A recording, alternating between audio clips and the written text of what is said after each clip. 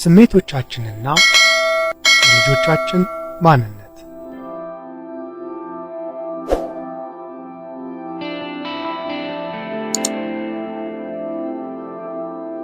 ውድ ቤተሰቦች፣ እስኪ ስለ ስሜቶቻችንና ከልጆቻችን ማንነት ጋር ስለተያያዘ ነገር እናውራ።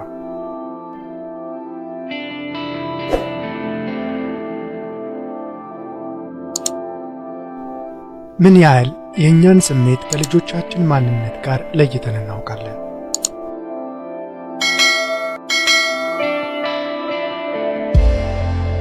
ለምሳሌ አንዲት እናት ልጆቿ ምን ያህል እንደሚያናድዷት ትገልጻለች።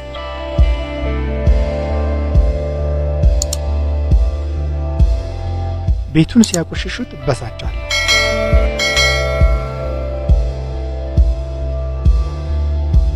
ትልቁ ልጄ ታናሽ ወንድሙን ሲመታ በጣም እናደዳል።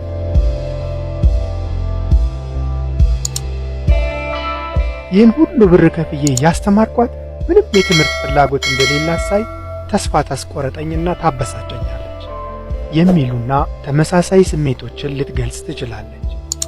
ለዚህ ስሜቶች ደግሞ እሱ ነዋ፣ እሷ ናታ በማለት ልጆችን ተጠያቂ እናደርጋለን፣ እንወቅሳለን።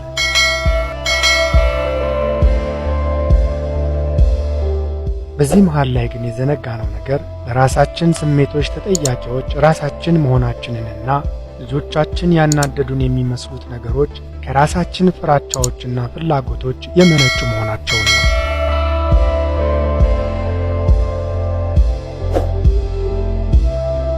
ወደ ምሳሌው ስንመለስ እናትየው እያናደዳት ያለው ነገር በጣም በጥቂቱ የቤቱ መቆሸሽ ከራሷ ድካም ጋር ወይንም ልጄ ዝርክርክ ሊሆን ነው ከሚል ስሜት፣ ካልተማረች ዋጋ የላትም፣ እንዴት የወደፊት ሕይወቷን ትመራለች ከሚልና ተመሳሳይ ፍርሃቶች የመነጨ ነው።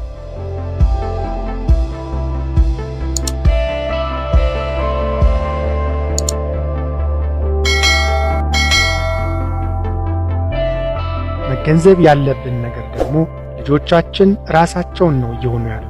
የሚያደርጓቸው ነገሮች ከራሳቸው ውስጣዊ ፍላጎት የመነጨ እንጂ ከኛ ጋር የተገናኘ አለመሆኑ ነው።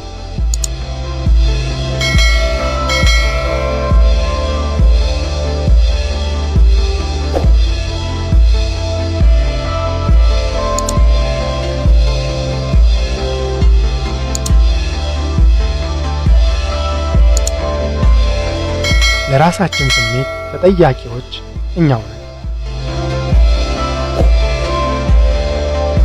ልጆቻችን ከኛ ፍላጎትና ፍርሃት ውጪ በማንነታቸው መቀበልና መረዳት ስንጀምር ሁሉም ነገር ቀላል ይሆናል።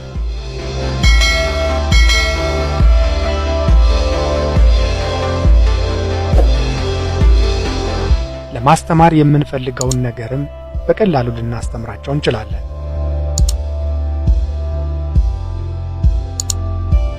የእኛም ስሜቶች ከየት እንደመነጩ መረዳት እንችላለን።